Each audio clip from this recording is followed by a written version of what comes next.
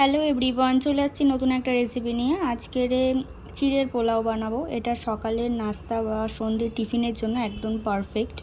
চিড়ে আমি কিছুটা ফার্স্ট নিয়েছি, ভালোভাবে ধুয়ে নিয়েছি, নিয়ে কিছুক্ষণ ভিজিয়ে রাখবো, অন্তত 10 মিনিট ভিজিয়ে রাখবো। এখানে মশলা হিসেবে জিরে, গোটা সর্ষে, জিরে গুঁড়ো, একটু হলুদ, ধনে গুঁড়ো, নুন, একটু লঙ্কার গুঁড়ো, একটু চিনি, সব কিছু একটু একটু লাগবে যেহেতু পরিমাণটা অল্প। আর পেঁয়াজ কুচিয়ে নিয়েছি আর লঙ্কাও কুচিয়ে নিয়েছি।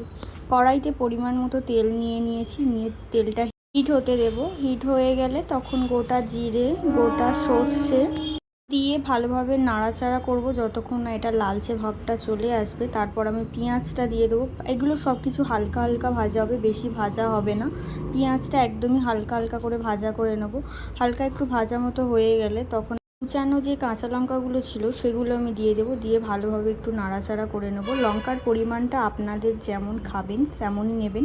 আমি এখানটায় 3-4টে লঙ্কা নিয়েছি এবং এরপরে মশলাগুলো দিয়ে দিয়েছি। নুন দিয়ে দেবো একটু পরিমাণ মতো, তারপর ধনে গুঁড়ো দিয়ে দিয়েছি, একটু জিরে গুঁড়োও দিয়ে দিয়েছি, লঙ্কার গুঁড়ো দিয়ে দেবো। এরপরে আমি হলুদটা একদমই লাস্টে দেবো, একটু কালারের জন্য। এটার জন্য কোনো এখন দেবো না মশলার সাথে, কারণ হলুদটা দিয়ে দিলে পোড়া পোড়া একটা ভাব চলে আসবে, দেখতেও ভালো লাগবে না। মেনলি হলুদটা কালারের জন্য একটু দেবো। এগুলো সব কিছু দেওয়া হয়ে গেলে একটু ভালোভাবে নেড়েচেড়ে নিয়ে আগে থেকে যে চিড়েটাকে ভিজিয়ে রাখছিলাম সেটা ঝুরঝুরে ভাব চলে আসছে, সেগুলো এবার দিয়ে দেবো। দিয়ে ভালোভাবে নাড়িয়ে চাড়িয়ে নেব।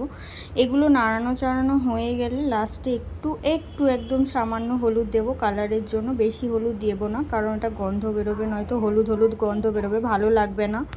ভালোভাবে এটা নিয়েও নাড়াচাড়া করে এটা অনেকক্ষণ ধরেই ভালোভাবে নাড়াচাড়া করে নেব। এটার কালারটা যতক্ষণ না চেঞ্জ হবে আর এই হলুদের যে গন্ধটা সেটাও চলে যাবে অনেকক্ষণ নাড়াচাড়া করলে। এটা ভালোভাবে নাড়াচাড়া করে নিয়ে আমি বাদাম আগে থেকে কিছুটা রেখেছিলাম, সেই বাদামগুলো দিয়ে দেব। বাদামটা আপনাদের অপশনাল, দিতেও পারেন না দিতে পারেন। বাদাম যারা খায় না তারা এটা স্কিপ করতে পারেন। বাদামটা দিলে এটা কি হবে, ভালো লাগবে খেতে। বাদাম দেওয়ার পরে এই যে দেখতে পাচ্ছ এটা কত সুন্দর কালার চলে আসছে। এবার এটা হয়ে গিয়েছে, বোঝা যাচ্ছে যেটা হয়ে গিয়েছে। এবার নামিয়ে নেব এটাকে। নাও, এবার সন্ধ্যের খাবারের জন্য এটা টিফিনটা একদমই রেডি। আজকের রেসিপি এই পর্যন্ত। কেমন লাগলো কমেন্টে জানিও। ভালো লাগলে একটা লাইক, কমেন্ট, শেয়ার করে দিও। আজকের মতো এই পর্যন্তই। টাটা, ভালো থাকবেন, সুস্থ থাকবেন। গুড নাইট সবাইকে।